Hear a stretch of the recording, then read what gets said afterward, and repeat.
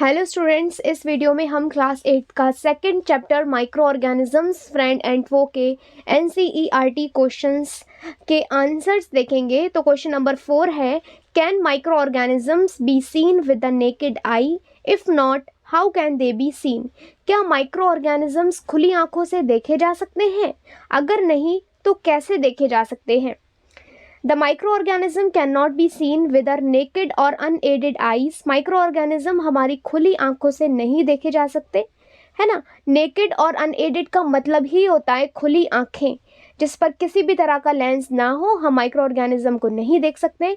Because they are very very small in size, क्योंकि वो बहुत ज़्यादा छोटे होते हैं। Some of these such as fungus growing on bread can be seen with a magnifying glass.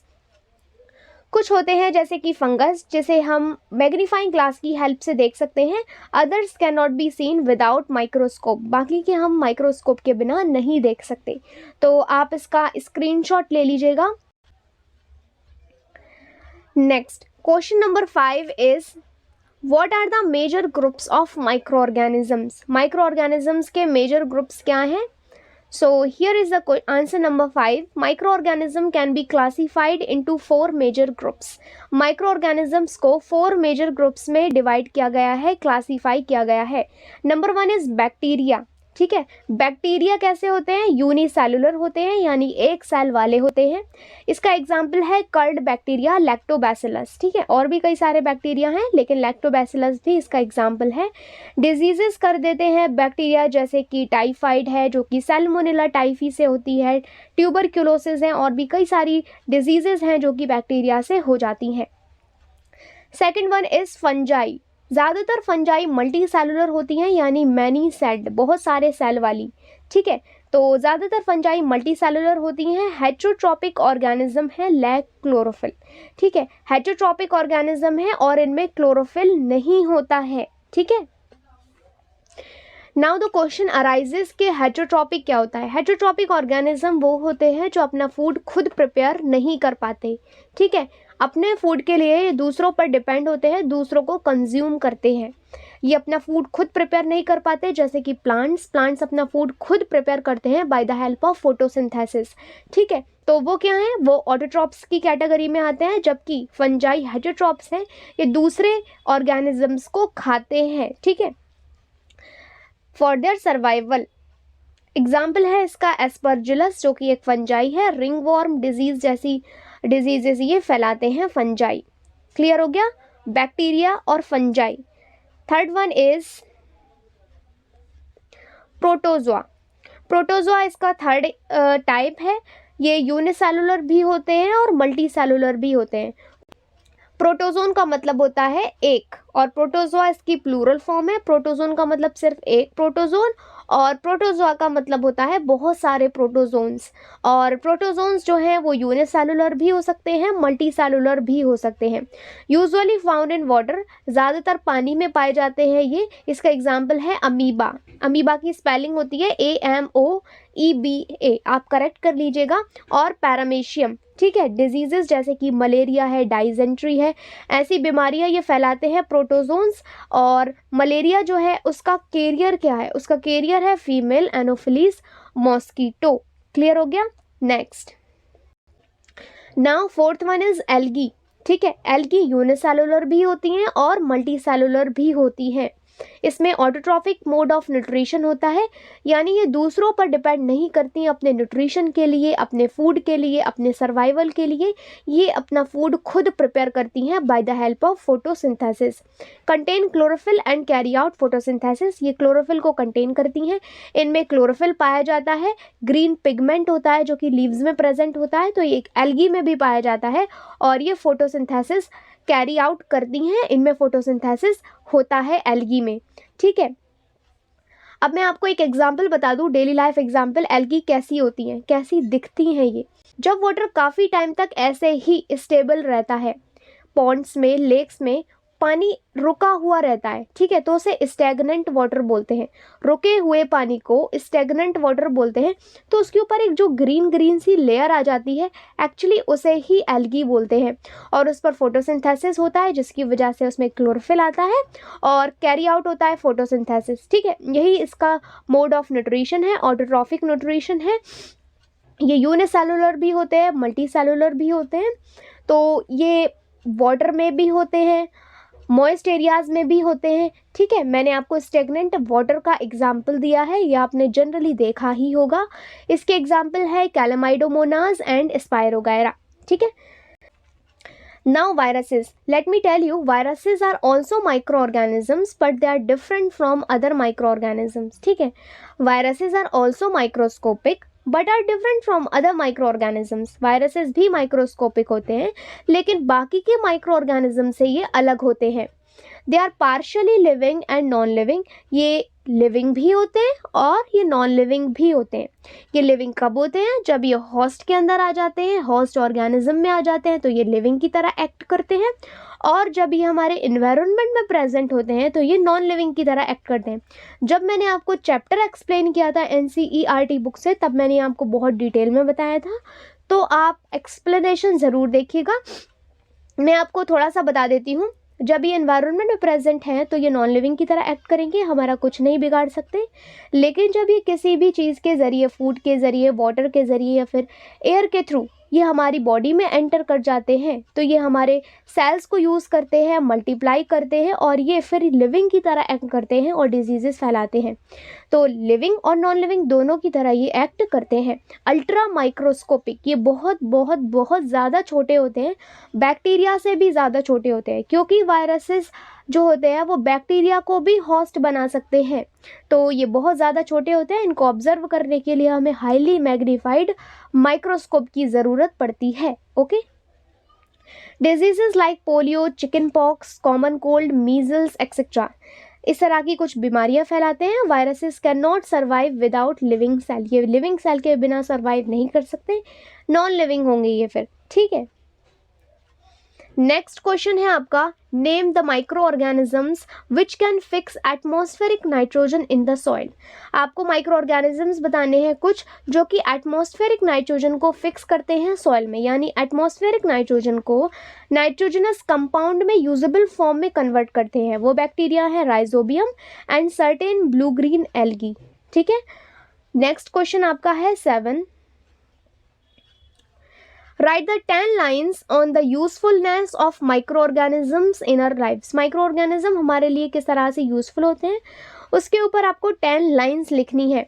So usefulness of microorganisms, number 1, they convert milk into curd. Microorganism दूध से दही बनाने के लिए भी यूज़ होते हैं। और कौन सा बैक्टीरिया है जो कि मिल्क से कर्ड बनाता है? लैक्टोबैसिलस बैक्टीरिया है। Number 2, they are useful to make alcohol by fermentation. Fermentation की हेल्प से एल्कोहल बनाने में भी यूज़ होता है, यानी आप शुगर, वाटर और ईस्ट पाउडर को जब मिक्स करते हैं तो एल्कोहल बनता है, क्योंकि वहाँ पे फर्मेंटेशन हो रहा होता है, ठीक है। आपको थोड़ा वाटर लेना है, उसमें 2-3 टेबल स्पून आपको शुगर ऐड करनी है, हाफ टी स्पून आपने उसमें ईस्ट पाउडर ऐड करना है, थोड़ी देर के लिए उसे ऐसे ही छोड़ना है और फिर उसके बाद आपको उसमें से जो स्मेल आएगी वो अल्कोहल की स्मेल होगी। तो ये जो एक्चुअली प्रोसेस है ये फर्मेंटेशन होता है। तो फर्मेंटेशन में भी माइक्रो ऑर्गेनिजम्स वर्क करते हैं। Okay, next number 3 is they are use to make antibiotics. ये एंटीबायोटिक्स बनाने के लिए यूज होते हैं, जैसे कि पेनिसिलिन है, स्ट्रेप्टोमाइसिन है, टेट्रासाइलिन है, एरिथ्रोमाइसिन है। इस तरह की कुछ मेडिसिन बनाने के लिए माइक्रो ऑर्गेनिजम्स का यूज किया जाता है ना। नेक्स्ट है आपका, they help in cleaning of the environment. ये हमारे इन्वायरमेंट को साफ सुथरा रखने में हेल्प करते हैं, यानी जो डेड ऑर्गेनिजम्स होते हैं, डेड रिमेन्स होता है, उसको ये डिकम्पोज कर देते हैं, कॉम्प्लेक्स फॉर्म से सिंपल फॉर्म में कन्वर्ट कर देते हैं और एक टाइम ऐसा आता है कि वो चीज़ गायब हो जाती है बिल्कुल से, और इस तरह से हमारा इन्वायरमेंट बिल्कुल क्लीन रहता है। They are use to prepare vaccines बनाने में भी ये यूज़ किए जाते हैं। Number 6, some bacteria fix atmospheric nitrogen and increase soil fertility। कुछ बैक्टीरिया एटमॉस्फेरिक नाइट्रोजन को फिक्स करते हैं यानी उसके कंपाउंड्स बनाते हैं और सॉइल की फर्टिलिटी को इंक्रीज करते हैं, यानी एटमॉस्फेरिक नाइट्रोजन से नाइट्रोजनस कंपाउंड बनाते हैं जो कि सॉइल में आते हैं। सॉइल की जो उपजाऊता होती है, उसकी जो फर्टिलिटी है वो बढ़ती है। और कौन से बैक्टीरिया हैं जो इस प्रोसेस में हेल्प करते हैं? राइजोबियम। और भी कई सारे बैक्टीरिया हैं लेकिन one of those is rhizobium.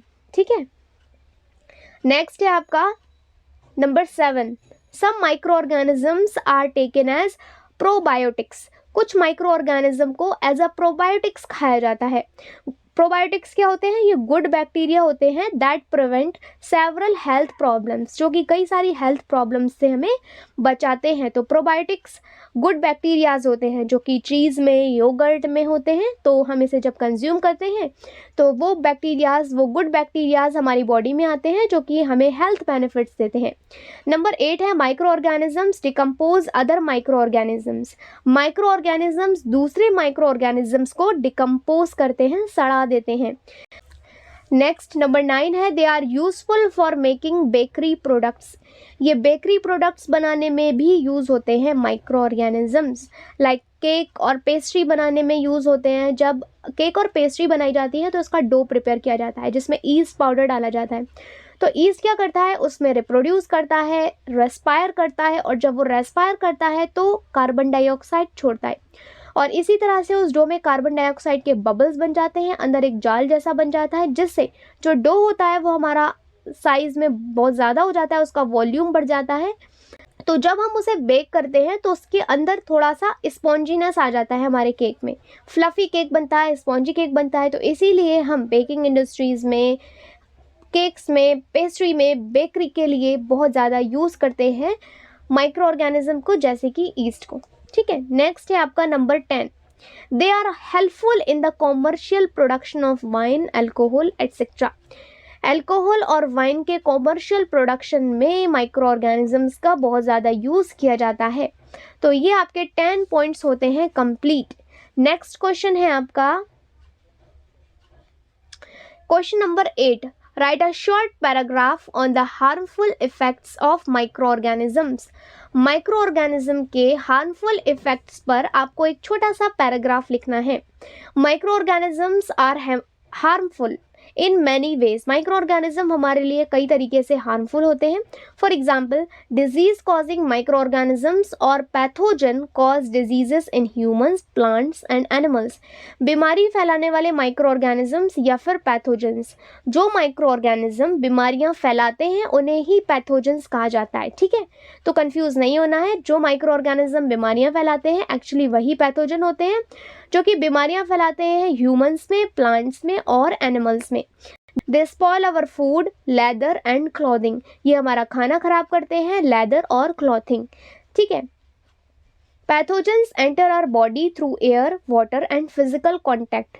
ठीक है, तो पैथोजेंस हमारी बॉडी में एंटर हो जाते हैं एयर के थ्रू, वाटर के थ्रू, फूड के थ्रू भी एंटर हो जाते हैं और फिजिकल कॉन्टैक्ट में भी।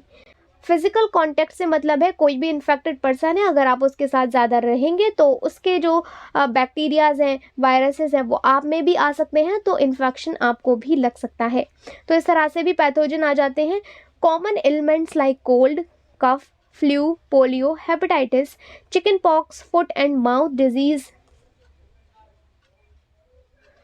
Of cattle is caused by virus. तो इस तरह की कुछ बीमारियां हैं जो कि वायरस से हो जाती हैं। Tuberculosis, cholera, typhoid, anthrax are caused by bacteria.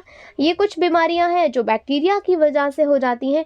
Diseases like dysentery and malaria are caused by protozoa. ये कुछ बीमारियां हैं जो कि प्रोटोजोआ से हो जाती हैं। Ring worm is caused by fungi. Ring worm fungi से होती है। Several plant diseases like citrus canker by bacteria. कई सारी प्लांट डिजीजेस हैं जैसे कि सिट्रस कैंकर है, कि बैक्टीरिया से होता है। कौन से बैक्टीरिया से होता है? ज़ैंथोमोनास एक्सोनोपोडिस बैक्टीरिया से सिट्रस कैंकर हो जाता है। आपने लेमन देखा होगा, नींबू, उसमें जो ब्राउन, रेडिश ब्राउन स्पॉट्स आ जाते हैं वो सिट्रस कैंकर ही होता है, और सिट्रस फ्रूट्स में ये बीमारियां होती हैं। Rust of wheat by fungi. Rust of wheat यानी जो वीट लीफ होती है, जो लीफ होती है उसमें रस्ट आ जाती है। ठीक है, सॉफ्ट येलो येलो रस्ट आ जाती है, इसीलिए रस्ट ऑफ व्हीट उसका नाम हो गया है। और ये फंजाई से होती है। किस फंजाई से होती है? पक्सीनिया ट्रिटिसिना फंजाई से होती है। ठीक है, fungus Puccinia triticina. And yellow vein mosaic of bhindi okra, ये किससे होता है? ये एक वायरस से होता है। ये वायरल डिजीज़ है। और किस वायरस से होता है? ये बिगोमो वायरस से होता है, लेडी फिंगर में। Okay, some microorganisms that grow on our food sometimes produce toxic substances, cause serious illness and even death when consumed, called as food poisoning। ठीक है, कुछ माइक्रो ऑर्गेनिजम्स होते हैं जो कि हमारे फूड पर ग्रो कर जाते हैं और टॉक्सिक सब्सटेंसेस प्रोड्यूस करते हैं, जिसको खाने से हमें फूड पॉइजनिंग हो सकती है। सिवियरली हम बीमार भी हो सकते हैं और मर भी सकते हैं। ठीक है, अब आपके लिए कुछ एक्स्ट्रा क्वेश्चंस भी हैं। इन क्वेश्चंस के कंप्लीट होने के बाद नेक्स्ट है आपका question number 9, what are antibiotics, what precautions must be taken while taken antibiotics. Antibiotics क्या होते हैं और कौन से प्रिकॉशंस हमें लेने चाहिए जब हम एंटीबायोटिक्स को कंज्यूम करते हैं तब। एंटीबायोटिक्स आर द मेडिसिन्स विच किल और stops the growth of disease causing micro organisms. Antibiotics medicines होती हैं जो कि डिजीज कॉजिंग माइक्रो ऑर्गेनिजम्स, बीमारी फैलाने वाले माइक्रो ऑर्गेनिज्म की ग्रोथ को या तो किल कर देती हैं या तो स्टॉप कर देती हैं, या तो उन माइक्रो ऑर्गेनिज्म को मार देंगे ये, या तो उसकी ग्रोथ को कम कर देंगे।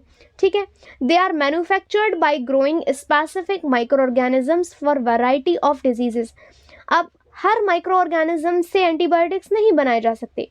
कुछ स्पेसिफिक माइक्रो ऑर्गेनिज्म होते हैं जिससे हम एंटीबायोटिक्स को प्रिपेयर करते हैं बहुत तरीके की बीमारियों के लिए। ठीक है, अब क्या प्रिकॉशंस लेने चाहिए? First one is always take on the advice of a qualified doctor.